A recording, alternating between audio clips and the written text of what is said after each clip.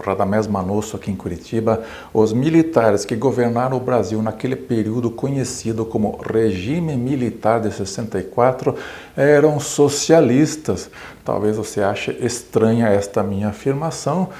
Sempre ouvi dizer que eles eram de extrema direita, não é mesmo? Bom, isso faz parte de uma programação que foi colocada na cabeça de todos nós ao longo dos últimos anos, mas aqui já chegou a hora da gente desfazer estes mal-entendidos. Talvez estes militares pudessem ser chamados de direita lá naquele contexto do século XX, contexto de Guerra Fria, contexto de União Soviética, realmente comparando com os comunistas da União Soviética que existia naquela época, realmente os militares talvez pudessem ser chamados de direitistas. Mas quando a gente usa como régua as regras vigentes no século XXI, olha, a gente vai perceber que eles tinham muito mais de socialistas do que de qualquer outra coisa. Como todo período histórico, aquele regime militar que vigorou de 1964 até 1985 é complexo, não dá para fazer simplificações, então vamos fazer aqui uma análise puxando dois pontos. Vamos ver algumas coisas positivas que aconteceram naquele período e algumas coisas negativas para a gente entender esta ideia de que eles eram socialistas. Coisas positivas que aconteceram naquela época. Crescimento superior a 10% ao ano. Foi realmente um período de crescimento econômico vigoroso. Era chamado na época de milagre brasileiro. Então, isso também não tem a ver muito com o fato de serem os militares que governavam, porque, na verdade, o Brasil estava num boom populacional, população muito jovem, estava num processo de urbanização e de industrialização, conjuntura internacional favorável, então havia essa possibilidade de crescimentos realmente espetaculares, como aconteceu naquela época.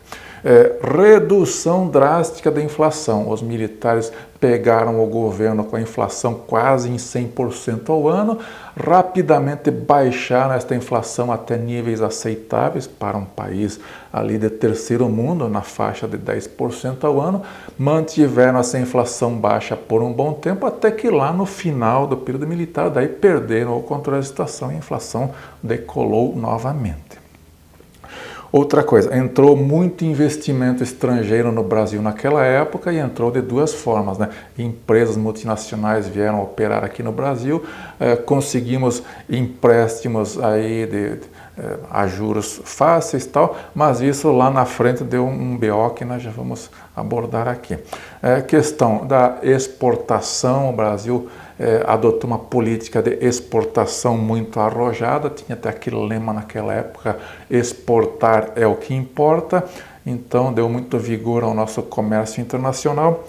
Naquela época foram feitas grandes obras de infraestrutura, estamos falando de coisas como Itaipu, as usinas nucleares de Angra dos Reis, a Ponte Rio-Niterói, a Transamazônica. Tem muita gente que diz que eram obras faraônicas, nem todas foram boas para o Brasil.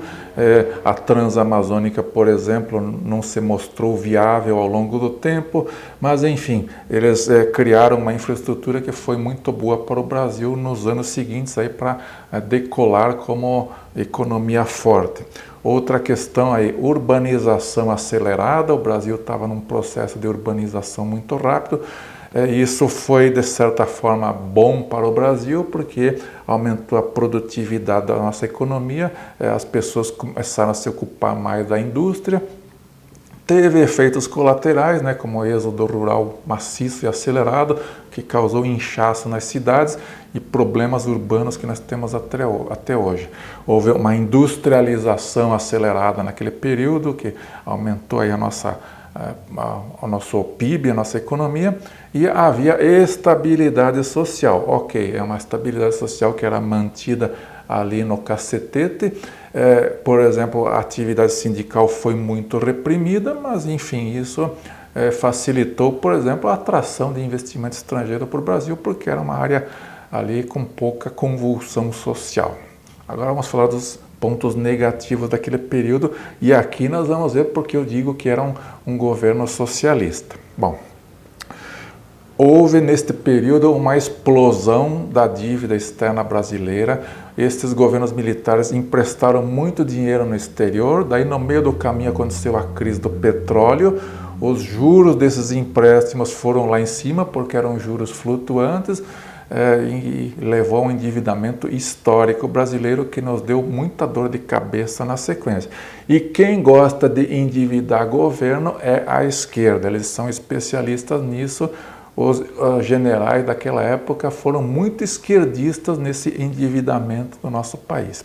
Outra coisa, houve o descontrole da inflação, principalmente no governo do último general, o general Figueiredo, onde a inflação foi a quase 200% ao ano, ou seja, os militares pegaram a inflação a 90%, baixaram ela por um bom tempo, mas entregaram para os civis acima de 200%. Ou seja, quem gosta de inflação é esquerdista.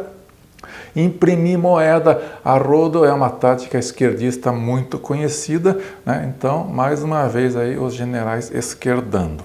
Eles eram desenvolvimentistas, ou seja, eles acreditavam piamente que quem tem que ser o indutor do crescimento econômico é o governo que tem que ser a locomotiva da economia, e não eram só eles que falavam isso. Hoje o nosso presidente de esquerda, o Luiz Inácio, também acredita que é o governo que é o indutor do conhecimento, ou seja, o desenvolvimentismo é uma coisa tipicamente esquerdista socialista.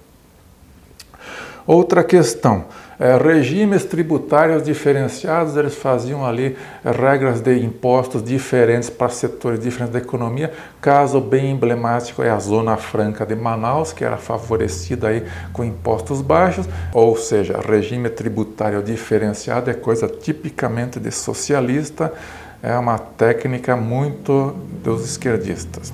E para quem acha que os militares não fizeram nada na área social, olha, eles fizeram muitas iniciativas de alcance social. Foram os militares que criaram o Fundo de Garantia, o FGTS, eles criaram o BNH, que era o Banco Nacional da Habitação, para financiar a casa própria para a população, banco que não existe mais, mas as funções foram absorvidas por outros institutos, como a Caixa Econômica.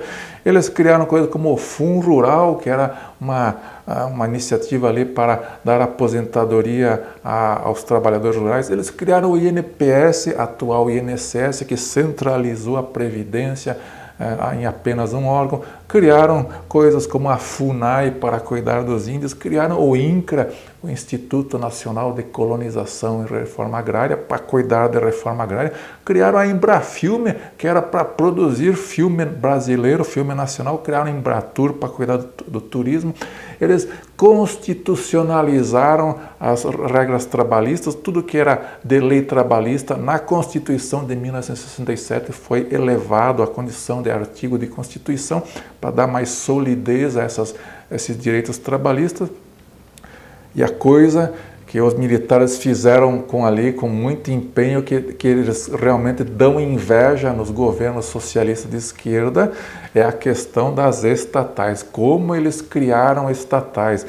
Se por hoje os esquerdistas aqui do Brasil querem manter as estatais, olha, os militares criaram as estatais. Estamos falando de coisas como a Infraero, que cuida dos aeroportos, a Telebrás, que cuidava das telecomunicações, criaram várias teles aí, estaduais, criaram a Nuclebras para cuidar da energia atômica no Brasil, a Itaipu, o Imbel, que é uma empresa de material bélico, o BNDES, que é o Banco de Desenvolvimento, a Casa da Moeda, o CEAGESP de São Paulo, os Correios foram formalizados como empresa estatal nessa época, a Embraer, empresa de aviões, a Embratel, que cuidava de telecomunicações, ou seja, criaram tanta empresa estatal que logo lá na frente os governos que vieram na sequência tiveram aquele trabalho de realmente privatizar tudo, porque eram empresas deficitárias, que gerava ali muita corrupção, e algumas delas dão incômodo até hoje. Então vocês vejam que muitas coisas que os generais do regime militar fizeram eram coisas que hoje estão ali claramente classificadas no pensamento do século XXI como iniciativas de esquerda, iniciativas socialistas. Então, não cabe mais a gente ficar nessa visão reacionária de querer voltar àquele tempo tal qual era no passado, até porque se a ideia é colocar no poder um governo de direita, não são os militares as pessoas com o perfil mais adequado para esta empreitada aí, porque eles já demonstraram no passado que eram socialistas, e o que a gente percebe nos dias de hoje é que continuam socialistas como sempre foram. A nova direita do século XXI, ela não é mais aquela coisa que existia lá no século XX, precisa ser reciclada, precisa ser repensada, atualizada. No meu entendimento, a nova direita ela tem que assumir claramente, com muita energia, uma posição de defesa da democracia liberal, inspirando-se em exemplos clássicos lá do passado, do Winston Churchill, da Margaret Thatcher, do Ronald Reagan. Enfim, a democracia liberal é uma coisa que a nova direita tem que absorver e defender com muita energia, porque quem defende exceção, ditadura, democracia relativa é a esquerda.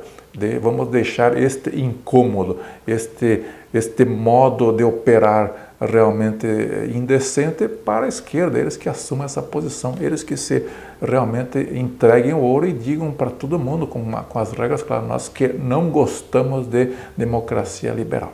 Bom, este é um vídeo da série A Direita Vou Ver, em que eu vou fazer uma série de reflexões sobre essa questão aí de como a gente pensar em uma nova direita, uma direita que realmente é adequada para os desafios que estão chegando. O mundo está se transformando e as contradições do grande consenso esquerdista, progressista, globalista, elas estão se acentuando, e quem vai ter que resolver esta encrenca toda vai ser uma nova direita revigorada. Obrigado por assistir. Fui.